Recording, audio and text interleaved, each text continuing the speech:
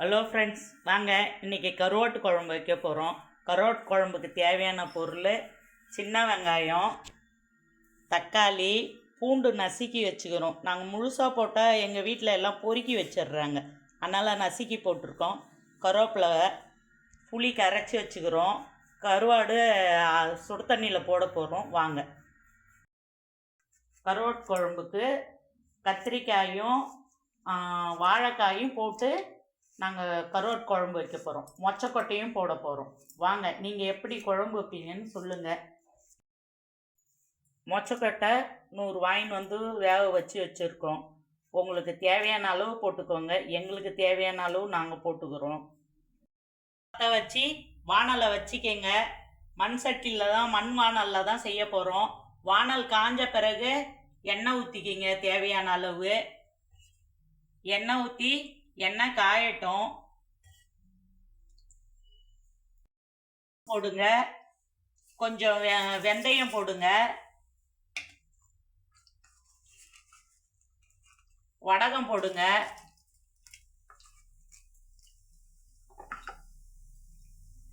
மஞ்சத்தூள் கொஞ்சம் போடுங்க. கடுகு வெடிக்கட்டும். செஞ்சிடுச்சு. பூண்டு போட்டுக்கோங்க. பூண்டு போட்டு ஒரு வதக்குங்க.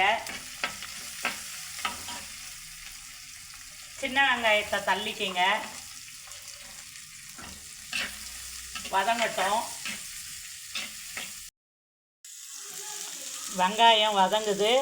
தேவையான அளவு உப்பு போட்டுக்கோங்க. வதங்கட்டும். வெங்காயம் வதங்கி முடிஞ்ச உடனே தக்காளி போட்டுக்கோங்க.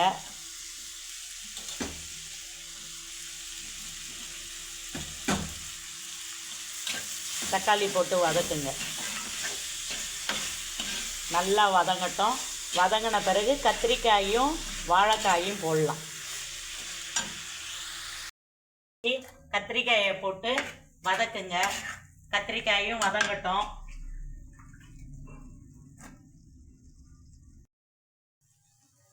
நல்லா காயெல்லாம் வதங்கிடுச்சு. எவ்வளோக்கு எவ்வளோ வெங்காயம் தக்காளிலாம் வதங்குதோ அவ்வளோக்கு அவ்வளோ குழம்பு நல்லா இருக்கும், வாசனையாக. மொச்சக்கொட்டை போட்டுக்குங்க தேவையான அளவு. கருவேப்பிலையும் போட்டுக்குங்க. அதுவும் ஒரு வதங்கட்டும்.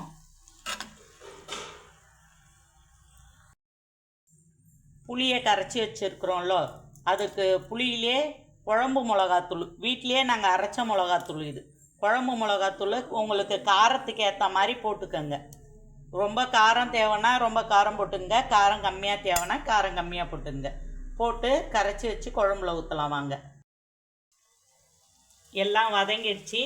நம்ம குழம்பு ஊற்றலாம். வாங்க.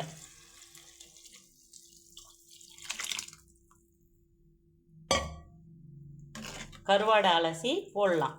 குழம்பு ரெடி ஆகிட்டே இருக்குது. வாங்க, கருவாடை நல்லா அலசின்னு வந்தாச்சு. சுடு தண்ணியில் குழம்புல போடலாம். குழம்பு கொதிக்குது. குழம்புல போட்டோம்னா நல்லா குழம்பு கொதிக்கட்டும். வாங்க வாங்க, கருவாட்டு குழம்பு கொதிச்சு முடிச்சிடுச்சு. இப்படி சைடெல்லாம் ஓரம் அதெல்லாம் எண்ணெய் பிரிஞ்சு தனியாக வர முடியும். இது பண்ணோம். அதான் குழம்பு கொதிச்சிடுதான்னுட்டு. குழம்பு எவ்வளோ கட்டியாக இருக்குது பாருங்கள். வாங்க சாப்பிட்லாம். நாங்கள் கருவாட்டு குழம்புக்கு முட்டை வச்சுருக்குறோம். நீங்கள் என்ன தொட்டுன்னு சாப்பிடுவீங்கன்னு சொல்லுங்கள்.